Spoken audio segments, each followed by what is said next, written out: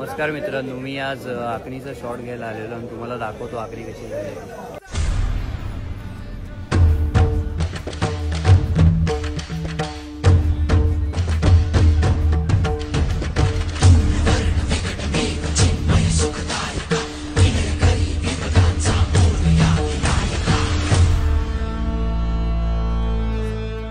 Dhumravarna विकटमेव Chinmay सुखदायका, Dhumravarna विकटमेव Chinmay सुखदायका, विलयकरी विपदांचा Morya Vinayaka, विलयकरी विपदांचा Morya Vinayaka.